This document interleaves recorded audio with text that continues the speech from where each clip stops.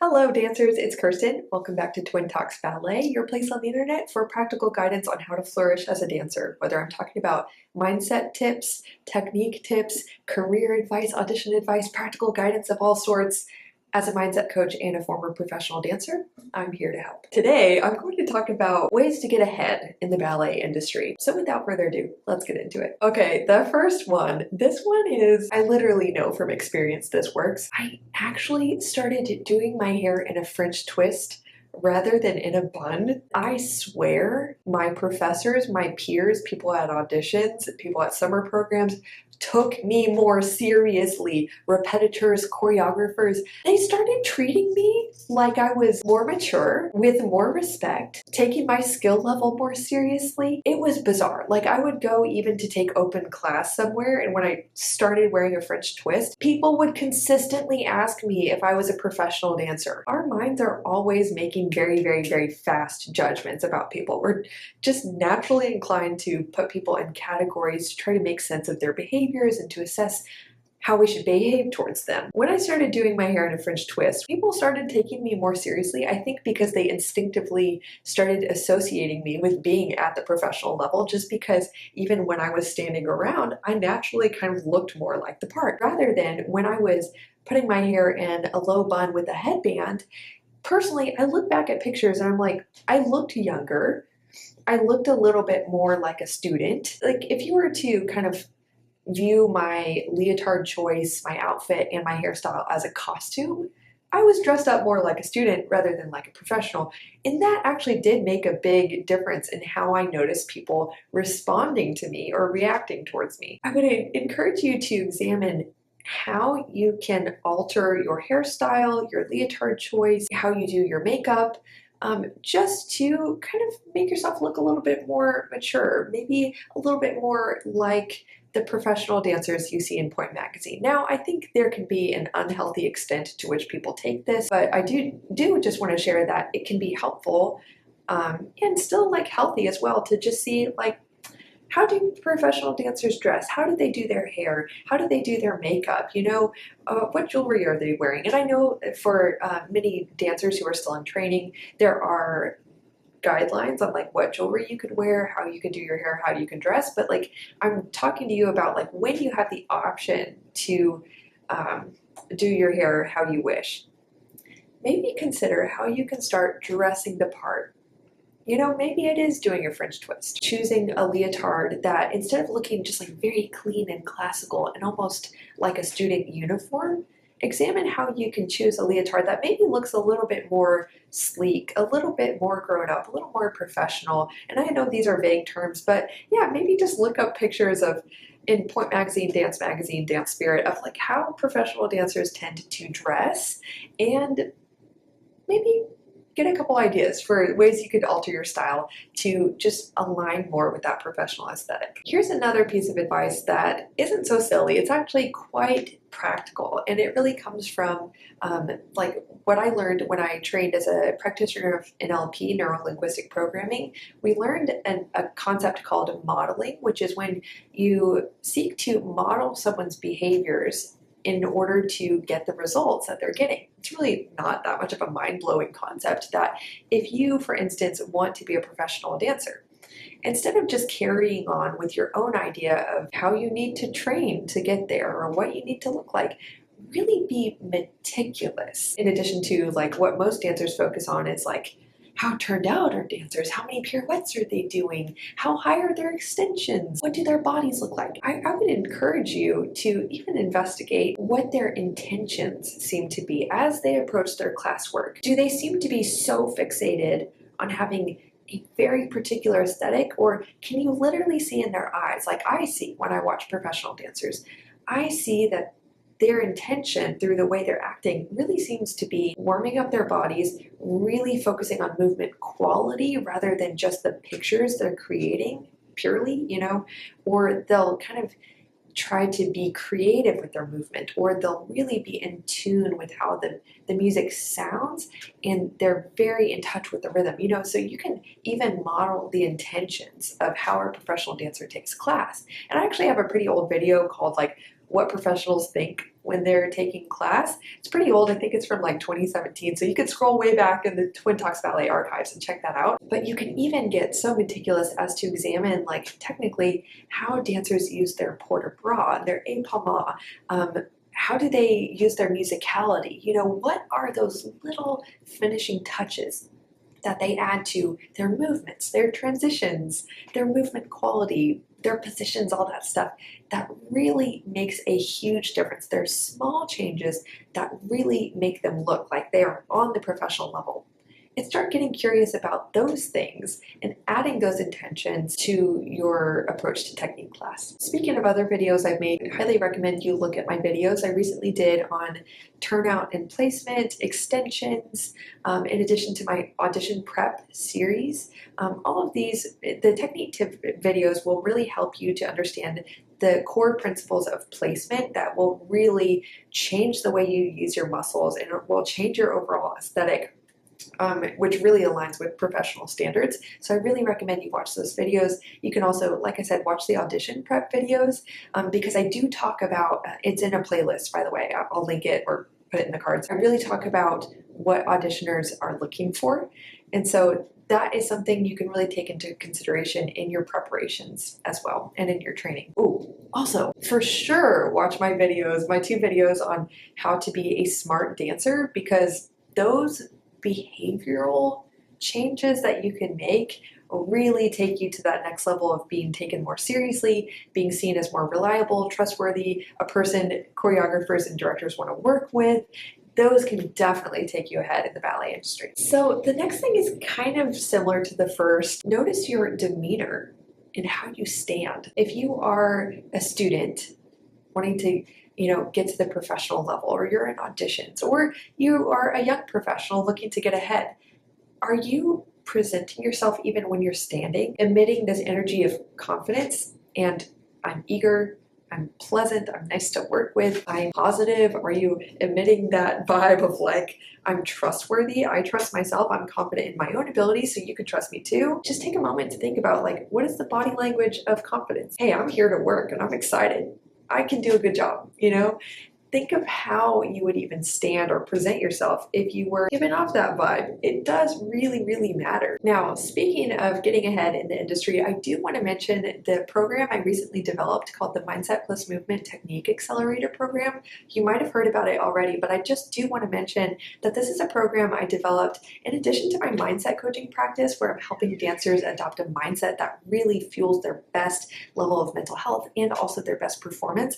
I also developed this program to work with dancers to actually instruct them technically, also incorporating into these private lessons mindset coaching to help dancers like you who might be watching overcome the mental blocks around steps like adagio, pirouettes, turnout, where you feel continually frustrated, defeated, or insecure.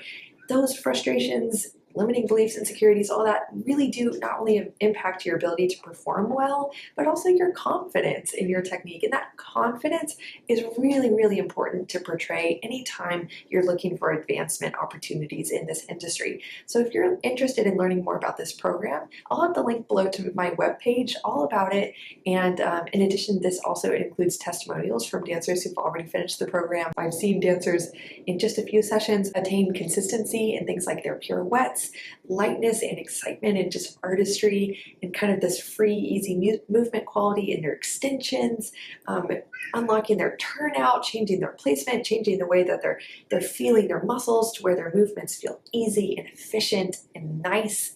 I've seen so many changes, not only technically, but also mentally and emotionally around how these dancers feel about their own dancing, and it's just been absolutely incredible. So if this is something you're interested in, it's a fantastic way to prepare yourself for auditions this spring, if that's something you'll be doing, or just taking your technique and confidence to the next level. This is definitely something you'll want to check out. So anyway, link is in the description. Would highly recommend that you apply for one of 4 spots that are currently available. Okay, I have 2 more tips here I want to share with you. Ask for what you want. Really, ask more often for what you actually want. I know so many dancers who are just so scared to even ask questions or ask to understudy a role or ask to be considered for advancement to the next level. I know so many dancers want change to happen, but they're too scared to ask for it. And I do really think that there is a place for asking. Now, there are ways in which it's inappropriate. If you are not doing the work as a dancer and you feel so entitled to getting a certain part that you just walk up and you're like, why don't I have this? I feel like I deserve it. That's not what I'm talking about here at all. I've personally seen dancers who have gotten into a professional company and their apprenticeship contract does not pay them enough. I mean, personally, I've seen this where the men were being paid much more than the young women, or I'll say young men and the young women. And a lot of the men at that level were being paid a lot more and they had less experience and they were working fewer hours. They were rehearsing fewer hours. So I've actually seen a dancer who is brave enough in that position to go to the company manager and the director, make a case for, a salary increase, and they got that. That was a really significant example of asking for something that is important and just, and they got it. I mean, this won't always happen, but it is important to have the bravery to ask without fear that, I think there are a lot of fears that come to mind, like, oh my gosh, what if they just blacklist me? And a lot of times, these fears really don't come to pass. It's more important to ask. Not always. Do this with discernment. You know your situation better than I do, for sure. But I've also, personally, when I got into Indiana University's ballet department, which their ballet program is very exclusive, I was able to get into that program and apply after the deadline for the applications had already passed because I randomly decided, hey, I'm going to go to college. Instead of, oh, bummer, their application deadline has passed. Instead, I thought, why don't I just send an email? Send my resume, tell them a little about myself, ask, would you be willing to consider my late application? I got a yes, I auditioned, I ended up getting into the program. I didn't end up going because their scholarships had run out, but it was a good lesson in asking. I've seen dancers ask to understudy ballets that they weren't even casted in. They ended up getting asked to understudy the principal role, and then they ended up performing during a Sunday matinee that principal role. Just because they asked to understudy, you guys. And so don't be afraid to ask for opportunities.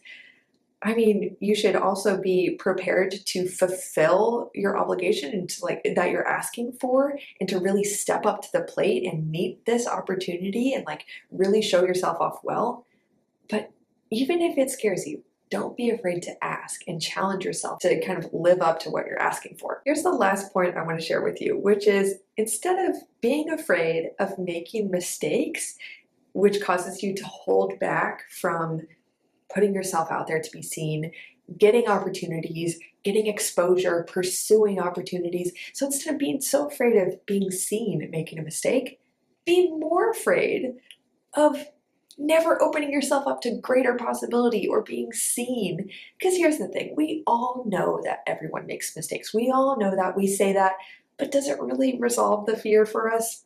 No. I used to be so afraid of making mistakes because in a certain training environment I was in for a while, I was openly humiliated, yelled at, chastised, fear-mongered. Every time I made mistakes, I was actually threatened with physical violence by a teacher multiple times before. That was freaking traumatic, okay? I was literally traumatized and so afraid of making mistakes that for years after that, I would be so afraid of being seen making a mistake in an audition or when a director would come in the room that I would know that I needed to go out there and put myself out there, but I would be so weird about it. I would really hold back, or I would fall on my butt because I was dancing so stiff because I'm so scared, or I would just be so freaked out that I just would stay in the back, or I would raise my hand to show something, but I would secretly hope that someone else raised their hand first. Has anyone been there? You want to respect yourself enough, have some self-respect and raise your hand, I can understudy it, but you're hoping that someone else raises their hand first. That was me for a long time. Here's one thing that really, really, really helped overcome this fear is first understanding that yes, everyone makes mistakes, but what's so interesting is I like to see it as putting my work out there, putting my whole self out there, when I'm putting my whole self and all my talents and all the great things about my dancing out there, yeah, maybe like 3, 5 on that day, 10% of that is going to be, not my best work. Maybe it'll be a mistake. I'm always looking to lower that margin. But I like to see putting my whole self out there as so worth it, even though a few little mistakes will be mixed in there. So I really fixate myself on what do I want to share? What do I want to present? What strengths do I have that I want to show off here that I'm so excited to share?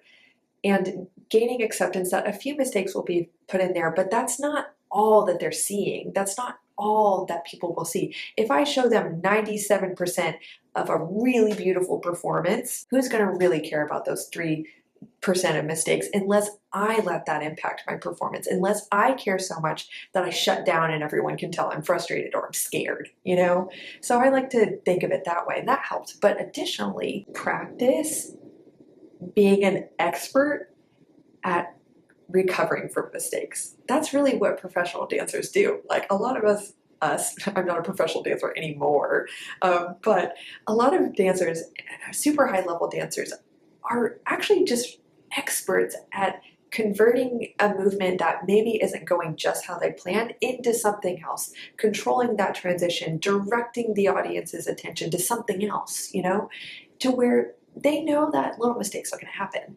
But it's not such a horrible failure because even if they do fall on their butt, like they know how to get back up and keep going. They don't let it break them. And additionally, a lot of professional dancers have that mentality of they have practiced committing to finishing a double pirouette, even when it's a little bit off. They've practiced really getting back on the horse, as I like to say, or adapting, or, having a cute little smile when they make a mistake, rather than, really showing in their face like they're disappointed, they're scared of being yelled at, or something like that. And that not only gives you as an artist a lot of peace of mind, like, hey, I know that when I make a little mistake, it's going to be okay. The show will go on. That brings you a lot of assurance as an artist, but also it puts the people who are watching you at ease when you react to a little mistake. If they're a trained eye, they can see it too. If you react to your mistake in a way that suggests to them they should be stressed that you made a mistake because you are, then that labels the mistake as a failure, rather than if you make a little mistake, but you either are unfazed by it, or maybe it's appropriate to kind of just laugh a little bit. Not always. Sometimes that's not appropriate. Sometimes it is. Usually that has to be done when there's already trust and rapport there. But the way you respond to your mistakes is also usually the way other people respond to your mistakes. So remembering that can really help you, I hope, as it did help me overcome that crippling fear of putting yourself out there for fear that someone might see you make a mistake. Anyway, dancers, I hope that this video was very, very helpful for you. Let me know what you thought of it in the comments, and make sure to give this video a thumbs up if you did enjoy it as well. That definitely helps out the channel, so I would really appreciate that. And yeah, thank you for watching. I'll see you next week. Bye.